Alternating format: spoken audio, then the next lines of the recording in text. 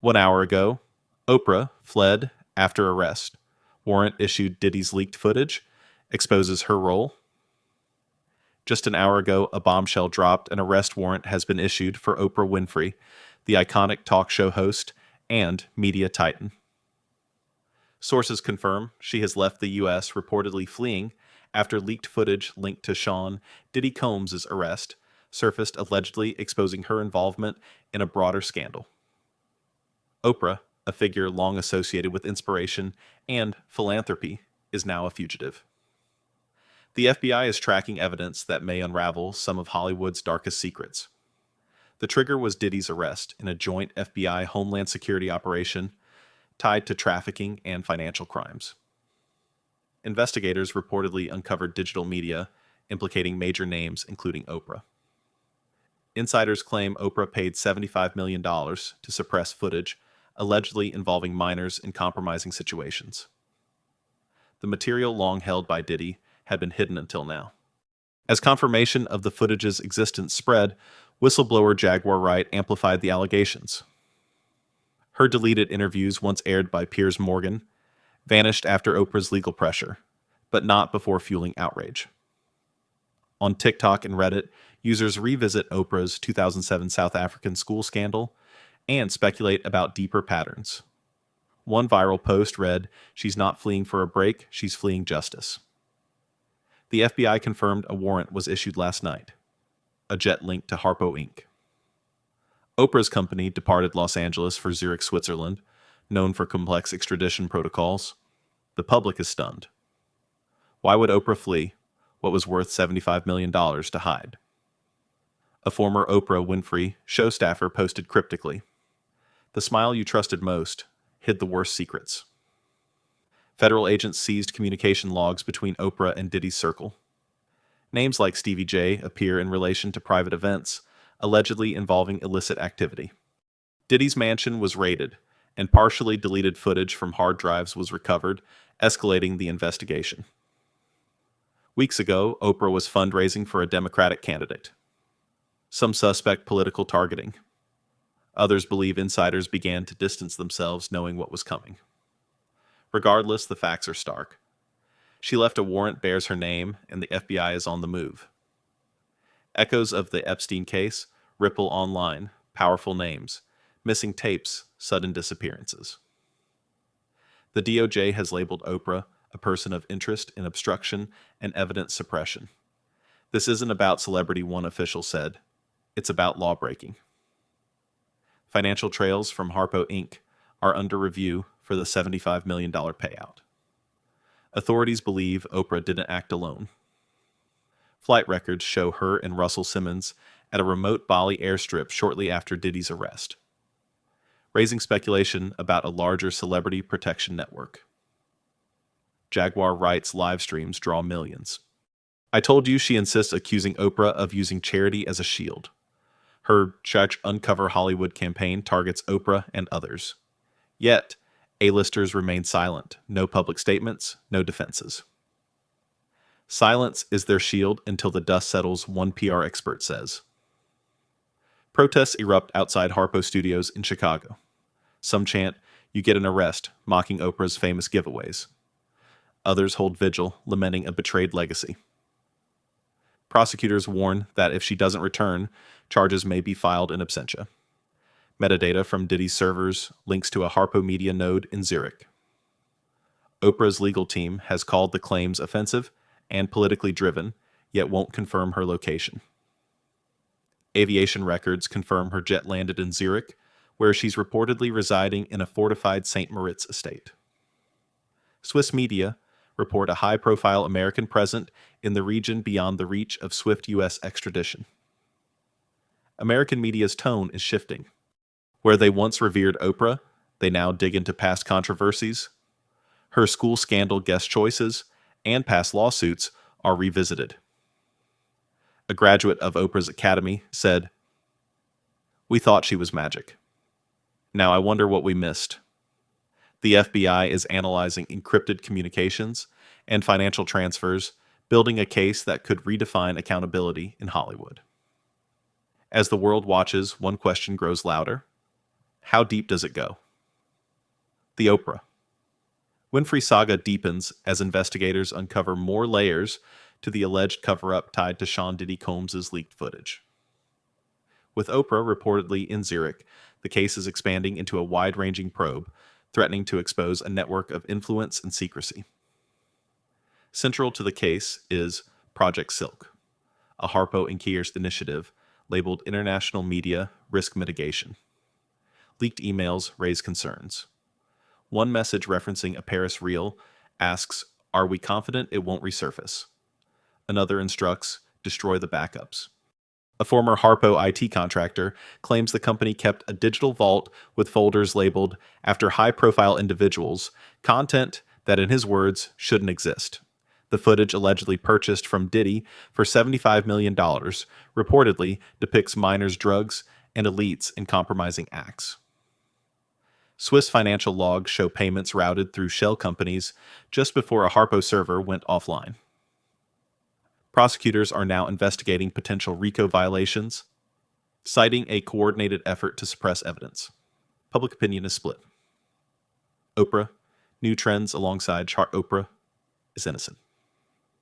Supporters point to her philanthropy schools, scholarships, humanitarian work. Critics demand transparency. Former staffers speak out. Michael Dean, once a media strategist for OWN, said she was the sun and the gate. Nothing got through unless she let it. Two witnesses changed the investigation's pace. One, a former executive assistant under protection, says she facilitated deliveries of media between Los Angeles, Chicago, and Zurich. Her testimony named key Oprah confidants. The second, a high-profile lawyer, drafted NDAs for individuals appearing in the footage. Now cooperating, he provided emails suggesting Oprah's team pushed to control the narrative before Jaguar Wright's Piers Morgan interview aired. Wright, once dismissed, has become central. Her live streams, once considered erratic, are now seen through a different lens. Analysts find truth threaded through her claims. Piers Morgan, seeking to re-air her original segment, now faces renewed legal threats from Oprah's attorneys. Inside St. Moritz, Oprah's camp prepares a response. Sources say a video statement is being crafted, not a denial, but an admission framed around misjudgment. She'll claim she tried to prevent chaos, not conceal abuse. A pre-recorded video may soon surface her bid to reclaim public favor. But the FBI isn't convinced. This isn't about image, one agent said. It's about obstruction, evidence suppression, and allegations involving minors. PR doesn't undo that. New audio from a 2016 Harpo board meeting captures a voice, possibly Oprah's, discussing vault asset rotation. One line stands out. "If these go public, it's not just careers, it's countries." Journalist Thea Ramirez, who received the files, says a full authentication is underway and a report will air soon. Meanwhile, Monique, long critical of Oprah, resurfaces. In a recent interview, she said she knew. She picked who to help and who to hide. Her words resonate.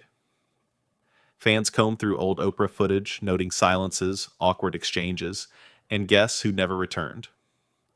Then came the most unexpected fracture. Gayle King announced a pause in professional ties with Oprah. Her statement was brief: "I love my friend." But friendship is not immunity. The silence after was deafening. The fallout deepens. Federal agents confirm an extradition request is ready. Using U.S.-Swiss treaties, they're coordinating with Swiss officials.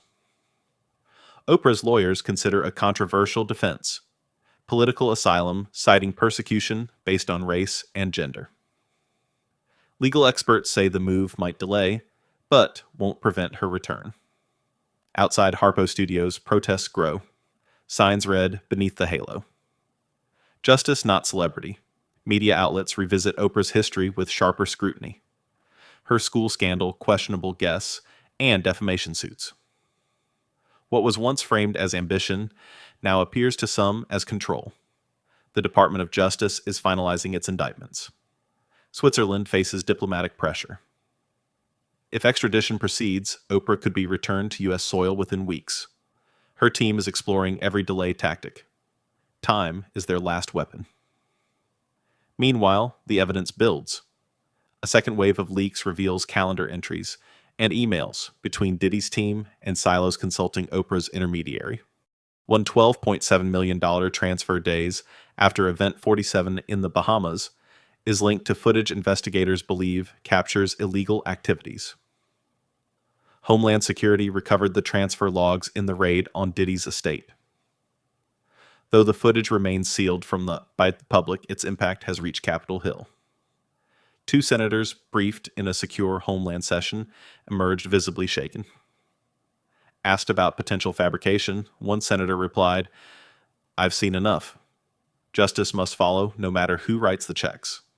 That quote dominated headlines. CNN launched the Oprah tapes.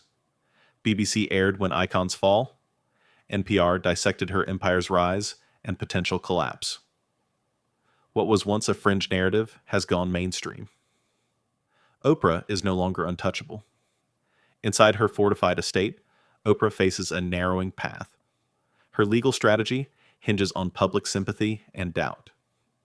Yet, with every leak, every document, every corroborated story, that path closes.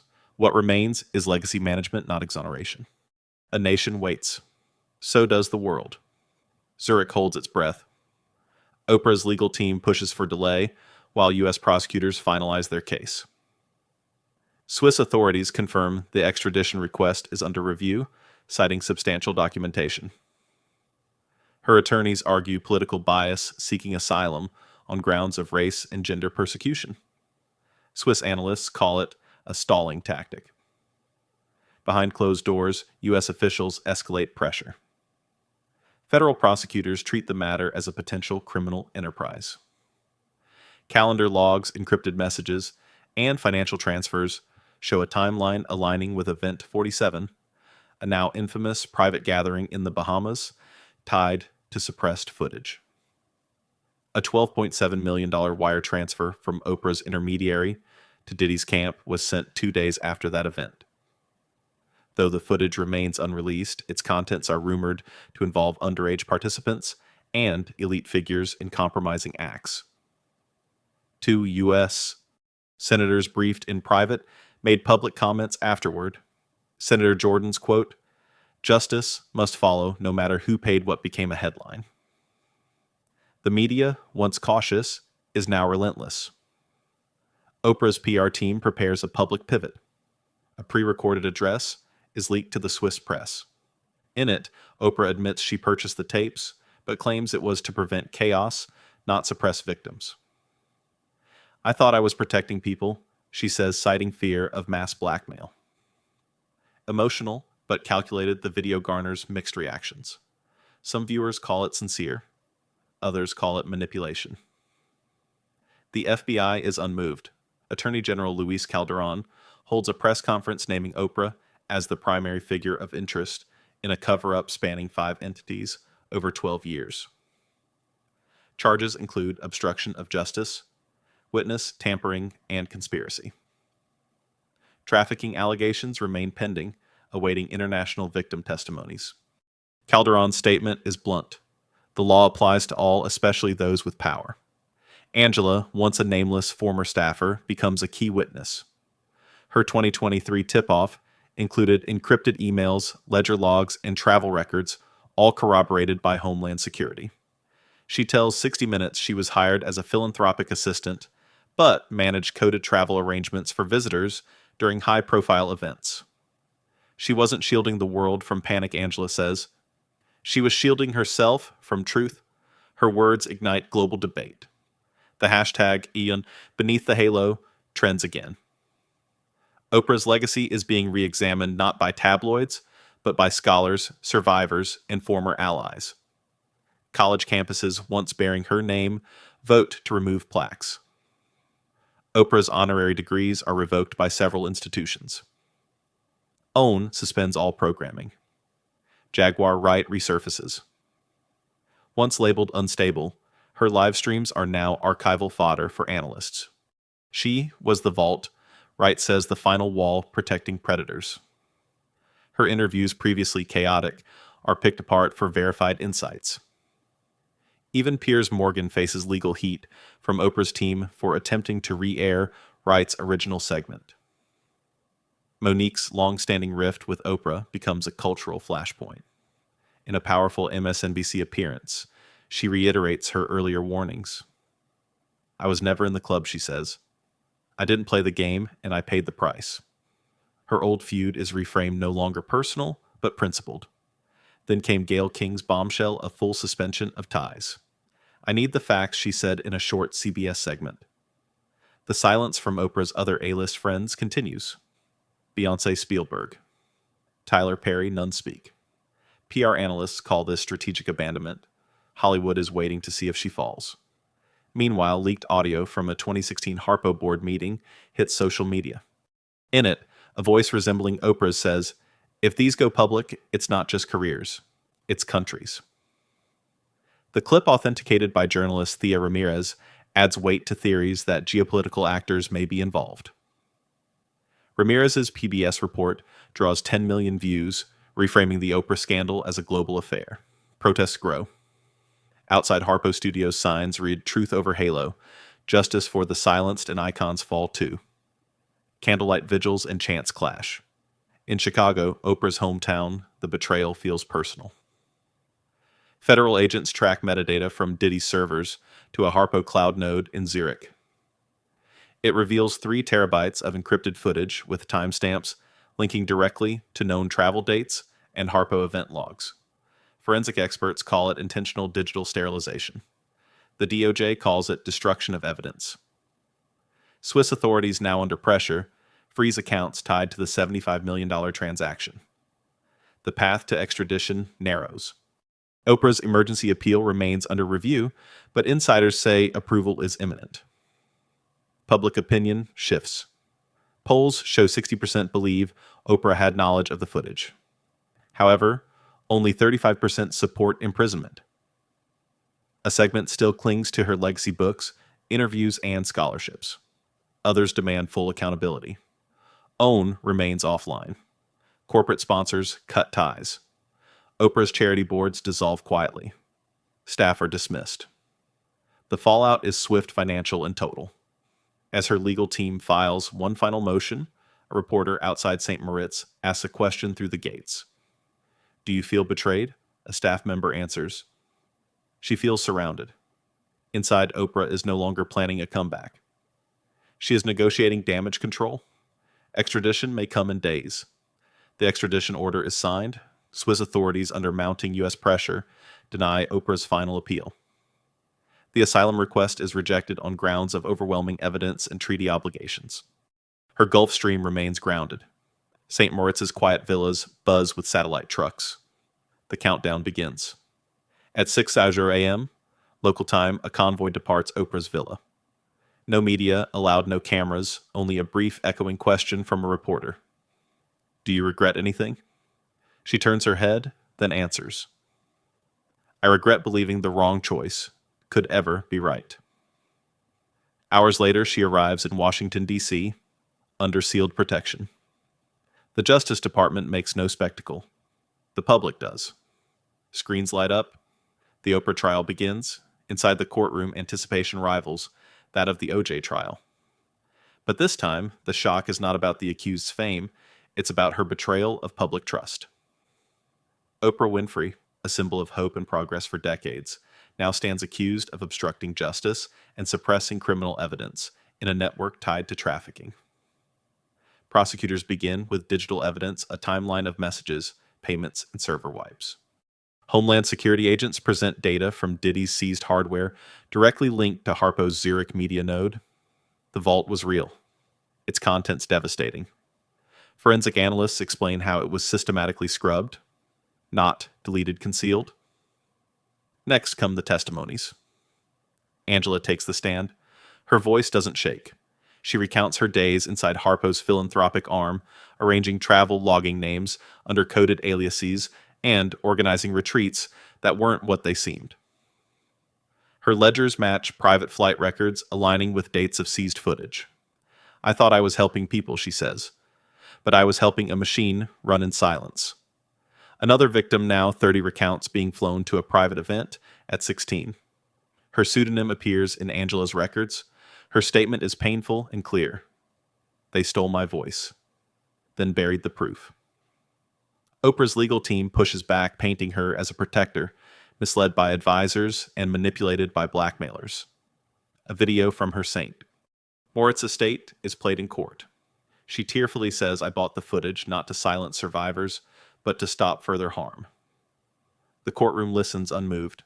More evidence emerges. A second whistleblower, the entertainment lawyer, submits NDAs signed by individuals in the footage. One email reads, "Jaguar's interview must be buried. Full kill order. Zurich team activated." The prosecution alleges it was part of a suppression strategy. Jaguar writes live streams are entered as supplemental evidence. Analysts draw parallels between her chaotic warnings and hard data. Piers Morgan testifies via video about the sudden legal threats after airing her segment. The dots, once scattered, now form a map. The defense shifts to Oprah's character. Former OWN staffers and students from her South African academy speak in her favor. One doctor, an academy graduate, says, "She changed my life. She's not a monster." The testimony softens the jury, but the facts loom large. Closing arguments center not on guilt, but on scale. The prosecutor says this wasn't a lapse in judgment. This was a sustained, calculated operation to protect reputation over justice. Deliberations last 3 days. The verdict: guilty on obstruction, witness tampering, and conspiracy to suppress evidence. Not guilty on trafficking due to insufficient direct linkage. Sentence: 5 years suspended after 18 months plus mandatory restitution and a global apology tour. Oprah accepts the sentence. She stands. Her final courtroom words: "I failed those who trusted me. I will carry that forever." OWN is permanently shut down. Harpo dissolves. Foundations separate. Her honorary degrees are stripped. Her book club survives in limited form, but is no longer led by her. She agrees to fund survivor programs through court-ordered restitution. Months later, Oprah begins her apology tour. No stages, no lights. Just community centers and private meetings. In South Africa, she meets with alumni of her academy. Some embrace her, others don't. In Chicago, she speaks to mothers of survivors. In London, she visits shelters. Some say it's performative, others say it's overdue. Jaguar Wright launches a documentary. Monica wins an Emmy. Angela disappears from public view, donating her whistleblower payout to anti-trafficking NGOs. In media, the Oprah case becomes shorthand for systemic complicity. Politicians and celebrities are now asked not just who they support, but what they knew. Investigations widen. Russell Simmons is next. So are unnamed politicians. The culture of silence starts to crack. America adjusts. For years, Oprah was its moral compass. Now, she is its warning sign. Her story is no longer of aspiration, it is a parable. Power without scrutiny. Charity as cover. Silence as policy. Still, her fall brings light. Systems begin to change. Whistleblower protections strengthen.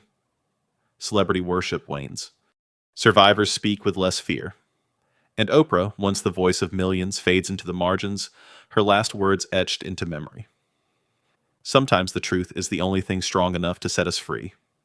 The halo is gone, but the truth remains.